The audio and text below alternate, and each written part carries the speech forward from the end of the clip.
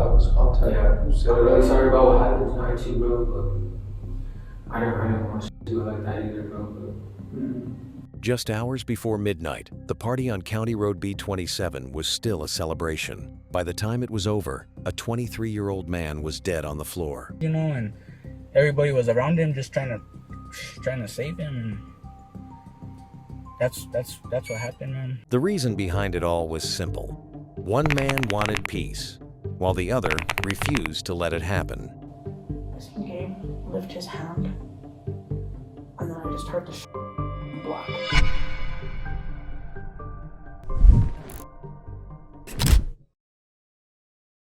On the 15th of November, 2024, in northern New Mexico, friends and family gathered at a rural home to mark a 21st birthday.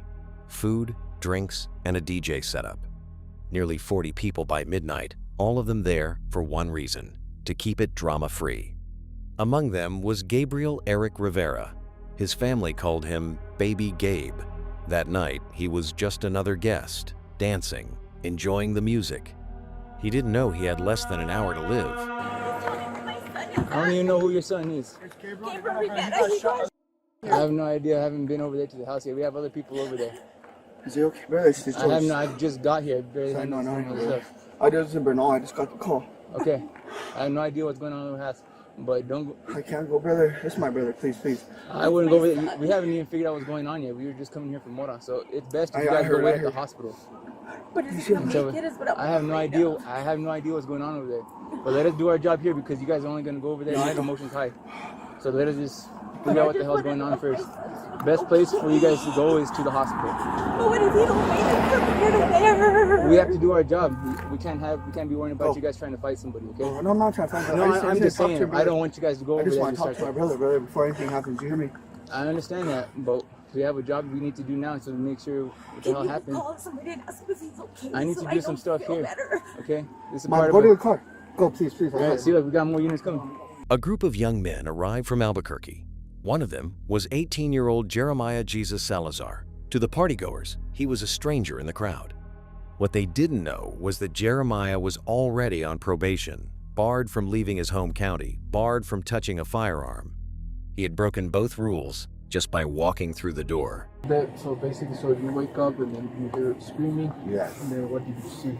I didn't see nothing. I didn't go in there. So what did you do? I went and talked to my uncle in his room. Yeah. What happened from there? We went to the back and I already knew what happened inside the house. Yeah. So we stayed in the back. Me and my uncle stayed in the back. What happened inside the house? I don't know what happened. I wasn't there. Also, I thought you said that you already knew what happened. No, I knew what happened after I woke up to the screaming and I heard Baby Gabe, Baby Gabe. Come on, Gabe, you know. Yeah, we're not mad. Yeah, he's my little cousin. We started. He's my little cousin. Where did you go? Just like in relation to the house? Just to the back door, out the laundry room, and we stayed there. At what time did people start coming in? I don't even know. It was me and him and his girlfriend, and that was it. And then I went and passed out. So basically, so you wake up and then you hear screaming. Yeah. And then what did you see? I didn't see nothing. I didn't go in there. So what did you do? I went and talked to my uncle in his room. Yeah. What happened from there? We went to the back and I already knew what happened inside the house. Yeah. So we stayed in the back. Me and my uncle stayed in the back. What happened inside the house? I don't know what happened. I wasn't there. Also, I thought you said that you already knew what happened. No, I knew what happened after I woke up to the screaming and I heard Baby Gabe, Baby Gabe. Come on, Gabe, you know. Yeah, we're not mad. Yeah, he's my little cousin. We started. He's my little cousin. Where did you go? Just like in relation to the house? Just to the back door, out the laundry room, and we stayed there. We stood right there. Until they went to the back and they said, "What are you doing now?" No, everybody. I didn't want to see his. I didn't want to. Everything was crazy, and I didn't want to see his body, dude. Who's the one that told you that he was deceased? You could hear him screaming. We heard that, and everybody. I didn't hear no. I didn't hear no. God, First I heard Push-ups? I didn't hear no talk. I did not hear no. I was asleep, and one then I woke up to the screaming. Well, first You heard push? Okay. And did you? I didn't hear no shit. I was asleep. What did you hear? Just the... I just heard the screaming and the yelling and baby Yes. Gabe. That's all I could hear. You know. when you know, berserk. who came? I don't know who was here. No. I don't know nothing. To be honest, I was. Around 11:30 p.m., a verbal confrontation broke out near the speakers. Gabriel stepped in. According to the witnesses, Gabriel told Jeremiah this was a drama-free party, that nobody wanted problems. But Jeremiah wasn't interested in peace. He was looking for a fight. I was trying to sell my car. I have a Dodge Charger RT. I was trying to sell it to Amador, and I turn around and I see Gabriel and this dude arguing, and it was a drama-free party, so I agreed that if anybody was arguing, I would go over there and tell them that they have to leave. Okay. So I walk up over there, and Gabriel was telling him, like, yo, it's a drama-free party, I don't want no problems. I got a driver, so I don't got to drive drunk. You don't, I don't know who you came with or what you're doing, I don't want you driving home drunk. And then the dude was like, I'm trying to run a fade, and if you ain't about it, just tell me you're and we can walk away. And then once he said that, that provoked Gabriel a lot, because, you know, that's an offensive word. And then he was taking off his jacket, and I pushed him back, and I was like, calm down, whatever. And then the dude said something else. I didn't quite catch that one. We were all right next to the speakers. Mm-hmm. And then Gabriel hit him, and then the dude, well, he pushed him at first, and then the dude went to go hit Gabriel. So Gabriel hit him, and then he pulled the gun out. I didn't even see him pull the gun out. The first shot he shot ricocheted in front of me, and then it kind of like burned me. The bullet went through my pants and burned me. I don't really got like an actual mark now. It's just like a scab kind of, but it was like a burn right there. It was a burn that went through. I just kept peeling it, but it was about like that big when it first happened. And then afterwards, I froze up because I was gonna try to separate them and pull them apart from each other. But once I heard the first gun, I didn't even know this happened to me till like 2 days later. I was still wearing the same pants. I felt the wind coming through because I didn't leave Vegas until I got the truck out, because the truck that I was in was my friend's truck. So it was my responsibility to get the truck out. And so I stayed there till He challenged Gabriel directly, using language designed to provoke. Gabriel took off his jacket, and the physical altercation began. What happened next took less than 2 seconds. We were just dancing, everybody was dancing, and it just happened so fast, you know, because they started pushing and shoving, you know, so I thought they were going to throw hodazos or something, but they started busting out rounds. And who's they? Those guys from Burke that Enrique was with. Mm-hmm. That's what they said, because I really didn't see it, but I saw when my friend fell, and I heard the gunshot, but I didn't see who, but they did. Who was? Dave Rivera. Dave Rivera? Dave Rivera, yes. So there was an altercation with the guys that Enrique brought. Yes, ma'am. So what did you see happen? Like, what did you hear that was being said? I didn't hear nothing. I really didn't think nothing was gonna go down. You know, it happened that fast. You know, people would start shoving, and I thought it was a fight. I was gonna go break it up. You know, I was gonna say get out of here. You know, but then they started shooting, and I tried to like get out of the way too. I didn't want to get either. You know, I didn't know what was going on. And I just saw my friend fall on the ground and with bullet holes in his chest. So who's they? Tell me who you saw was armed. I didn't see nobody armed. That's what I'm so surprised, because I told everybody no guns, don't bring guns here. You know, like, I don't want that. And they still brought a gun, and I didn't know that they had a gun. You know, until that even happened. So did you see them like arguing? I didn't. I saw them pushing, and I like they shoved me when they were pushing each other. You know, they like shoved me and they like turned and pop, 4 rounds, and everybody just left. You know, everybody just started leaving, and I was like, that's when I called you guys. You know, that's when I called you guys to come help. Jeremiah pulled a hidden handgun. He pointed it upward into a room packed with teenagers and fired 4 times. I turned around because I heard arguing. When I turned, that's when it was my friend Gabe and some real scrawny kid. I don't know who the scrawny kid was. But the scrawny kid pushed Gabe, and then I seen Gabe lift his hand, and then I just heard the and then it went black. I remember going like that. And then I kind of looked around from there, and Gabe was on the floor. I ran over, like up to him. I was like, Gabe, are you alright, Gabe? Obviously, in response, he was shot in the chest. It looked like he was going to say something, and then all of a sudden somebody was like, Athena, your arm. Athena, you were shot in your arm, like you need to go. And I was like, go where? And that's when like, well, some people that were like, we'll take you to the hospital, come on, get in our car. So I followed them out. And then in the process of following them out, there was one car that was really panicked, reversing, hitting other cars. Some guy was like trying to move the fence, and he just hit straight through it, broke one of his mirrors off, and left, and then I was at the hospital. Okay. So let's go back a little bit. So you said there's a birthday party. Who was the birthday parties for? Enrique Hurst was the main party voucher. Okay. But I didn't, I don't really know him much. There was supposed to be, like I said, a second person there. Okay. But I guess I heard wrong, so it was... And who was the other person? My other person that was supposed to go was my friend Deuce, but he never even went there. Deuce? Yeah. Let's see. I had just checked my phone. I think it was like 11:30, I want to say. I cannot be 100% sure with you. Okay. I had sat there for a little bit more, just kind of irritated, like in the same stance here, like Yeah. ready for a nap, ready to go home. Okay. One bullet tore through a bystander's pants, missing his leg by inches. Another struck a young woman named Athena in the wrist. The third and fourth found their real target, Gabriel Rivera, shot in the chest at close range.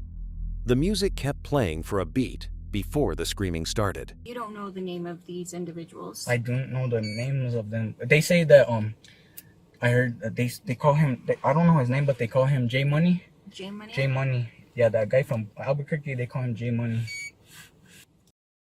Shots went off. What did J Money do? They took off running. They took off running, got in the car, and they left. They left right away. Who left with them? Enrique and them. Because that's who they came with. Because they came with Enrique and them. So the 5 guys that showed up together all. Yes, ma'am. Yes, ma'am. Yes, ma'am. They did. Okay.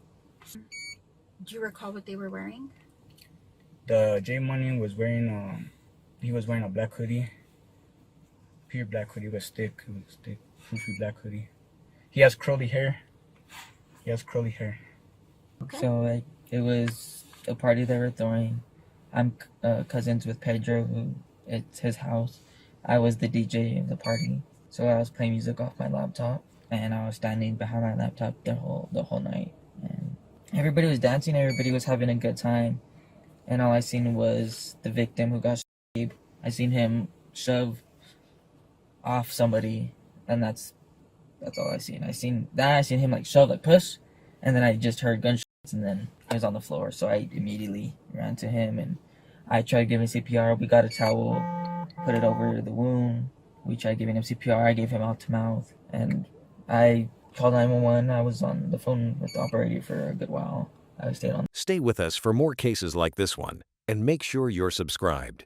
Now, let's get back to the story. Cars collided in the driveway as panicked guests tried to flee. One driver crashed straight through a fence. Inside, Gabriel's cousins and friends grabbed towels, tried CPR, tried mouth-to-mouth, called 911 with shaking hands. It wasn't enough. By the time paramedics arrived, Gabriel Eric Rivera was gone. Did you hear them like arguing? I did not. I was not even paying attention. I was, like I said, I was DJing, so I had my laptop. I was just playing music. I was playing music, and I literally just look up, and all I seen was like him like push like off somebody. Like if he was like if they were like close, and then he like pushed off, and then yeah, I just heard gun. Was he responsive? Yes. At first he was. I immediately ran up to him. I seen a bullet hole go straight through his chest, so I knew he was gonna die. I knew that, so I prayed for him. I prayed, and I looked him in his eye. And he dropped a tear, and I was like, "It's okay, really," like, you know. And then I knew he couldn't. It was literally directly through his chest, so I knew. By the time anybody got here, I knew it was too late. I knew he was gone, so I kind of just accepted it. I was on the phone with the operator. I let her know. I was like, "He's gone," and yeah. I heard. I think 3. I honestly don't even like remember hearing anything. I kind of just heard like I just seen him push off, and then kind of just seen him hit the floor, kind of just all happened quick, so I didn't really like hear. But I think it was about. Did you see who he was pushing off? I did not see who he was even fighting with at all. I was just kind of, like I said, I was focused on just DJing and I was playing music, and then all I seen was just a push, and that's it. That's really it. I didn't see who the person was that he was fighting with or who even ran away. Like, it all happened so quick. So as soon as I heard and I seen him hit the floor, so I just ran up to him right away. So. Okay. So you didn't see who I was did armed? not. No, ma'am. Do you know if anyone else was hit? No, I don't think anybody else was hit at all. I feel like the way it happened, like, I feel like they must have pulled it and it kind of had to been like a upward, because that's what it felt like. I don't know how it happened so quick. Like, it had to been like a quick, like, I don't know if they pulled it like and it was pointed up or what. Like, I honestly it just happened so quick, man.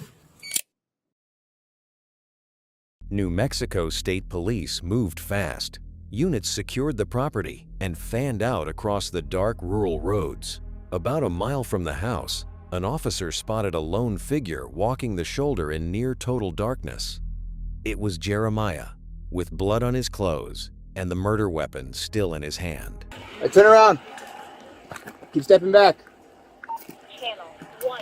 Keep stepping back. Keep stepping back.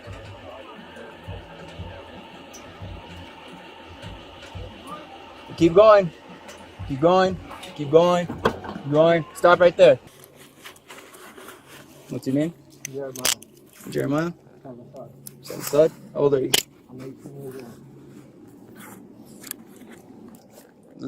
Fort Breck, North Carolina. This one has a 1 subject 10:15.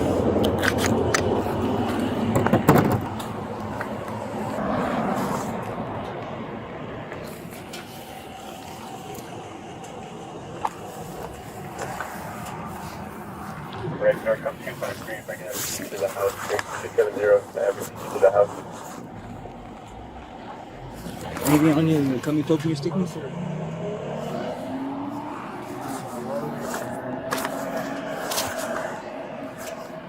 Showing right after milepost 98, right on the County Road. Take a seat right back here.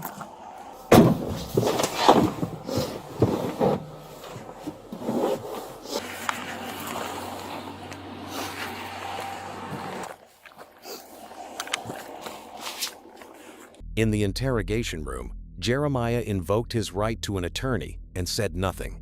But he didn't need to, because multiple eyewitnesses had already identified him, the scrawny, curly-haired teenager in black who pulled the trigger. And you're Jeremiah, Jeremiah, nice meeting you, sir. So I'm going to be the agent in charge of this investigation, okay? Yes, sir.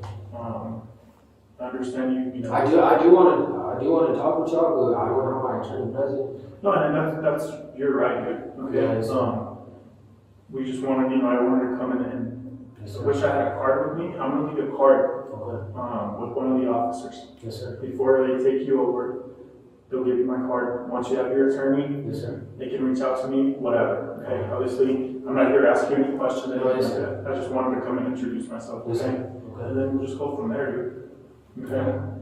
So once you're an attorney ready to talk to us, just have us contact. Yeah. I'm really sorry about what happened tonight too, bro, but I didn't want to, bro. But alright, thank you guys. Do you know how long? Honestly, right now, I don't know. Just because I'm waiting on the judge. And I wish I could tell you, I could call the judge and be like, hey, dude, like, what's going on, But we're kind of under time now. And then, I don't think it'll be that long. Yeah, it shouldn't be that long. So as soon as they get back to me, just, like I said, I'll leave you my card and then go through that. Okay? Cool. You have anything for us before we? What time is it? It is 2:16. Alright, cool. And then whenever I get booked, I'll be able to call and stuff, right? Yeah. Cool. Alright. Alright, cool, man. You need another water? Investigators dug into his record and found the pattern. Months earlier, in July 2024, before he'd even turned 18, Jeremiah was processed for aggravated assault with a firearm and battery against a household member.